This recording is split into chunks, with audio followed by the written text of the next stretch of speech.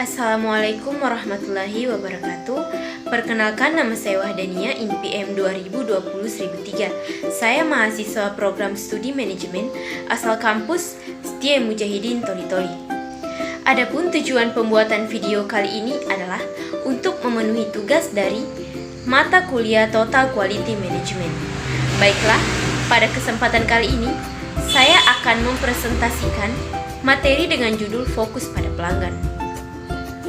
Adapun 5 pokok bahasan yang akan saya bahas dalam video kali ini, yaitu adalah yang pertama adalah pengertian kepuasan pelanggan, yang kedua konsep mengenai pelanggan, dan yang ketiga manfaat adanya kepuasan pelanggan, yang keempat unsur-unsur di dalam kualitas yang ditetapkan pelanggan, dan yang kelima metode dalam pengukuran kepuasan pelanggan, dan yang keenam adalah karakteristik perusahaan yang sukses dalam bentuk fokus pada pelanggan.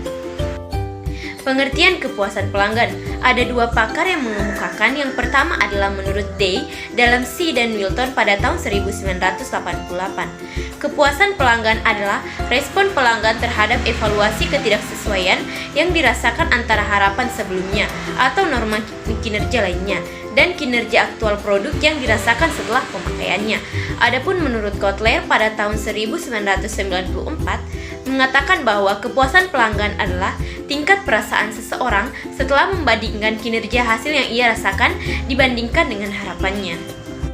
Konsep mengenai pelanggan menurut pandangan tradisional. Dalam pandangan tradisional, pelanggan suatu perusahaan adalah orang yang membeli dan digunakan produknya. Pelanggan tersebut merupakan orang yang berinteraksi dengan perusahaan setelah proses menghasilkan produk. Sedangkan pihak-pihak yang berinteraksi dengan perusahaan sebelum tahap proses menghasilkan produk dipandang sebagai pemasok. Dalam pandangan TQM, pelanggan dan pemasok ada di dalam dan di luar organisasi. Pelanggan eksternal adalah orang yang membeli dan menggunakan produk perusahaan. Pemasok eksternal adalah orang di luar organisasi yang menjual bahan mentah, bahan baku, informasi atau jasa kepada organisasi. Sedangkan di dalam organisasi juga ada pelanggan internal dan pemasok internal. Misalnya, dalam suatu perusahaan penerbitan surat kabar, tugas karyawan A adalah melakukan pemeriksaan naskah atau editing yang kemudian hasilnya akan diserahkan kepada karyawan B yang mengatur tata letak surat kabar. Manfaat adanya kepuasan pelanggan, yang pertama adalah hubungan antara perusahaan dan para pelanggannya menjadi harmonis.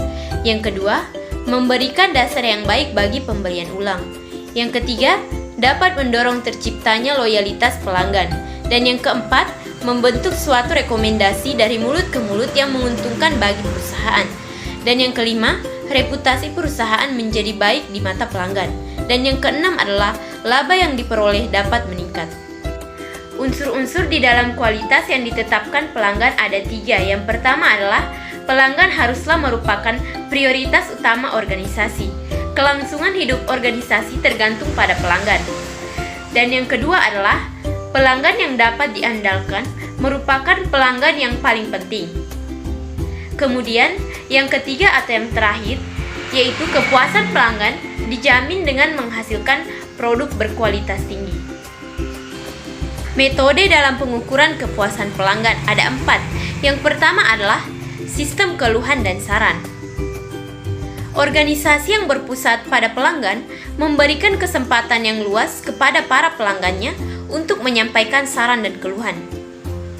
Yang kedua, go shopping. Salah satu cara untuk memperoleh gambaran mengenai kepuasan pelanggan adalah dengan mempekerjakan beberapa orang untuk berperan atau bersikap sebagai pembeli potensial. Yang ketiga, loss customer analysis. Perusahaan seharusnya menghubungi para pelanggan yang telah berhenti untuk membeli atau yang telah pindah pemasok agar dapat memahami mengapa hal itu terjadi. Dan yang keempat, survei kepuasan pelanggan. Melalui survei, perusahaan akan memperoleh tanggapan dan umpan balik secara langsung dari pelanggan dan juga memberikan tanda positif bahwa perusahaan menaruh perhatian terhadap para pelanggannya. Karakteristik perusahaan yang sukses dalam membentuk fokus pada pelanggan. Ada 7 diantaranya, antara lain adalah: yang pertama, visi, komitmen, dan suasana. Yang kedua, penjajaran dengan pelanggan.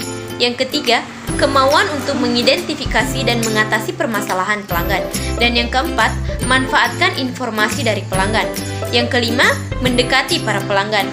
Yang keenam, kemampuan, kesanggupan, dan pemberdayaan karyawan. Dan yang ketujuh adalah penyempurnaan produk dan proses secara terus-menerus. Baiklah, itulah tadi hasil presentasi saya dari 6 pokok bahasan mengenai fokus pada pelanggan.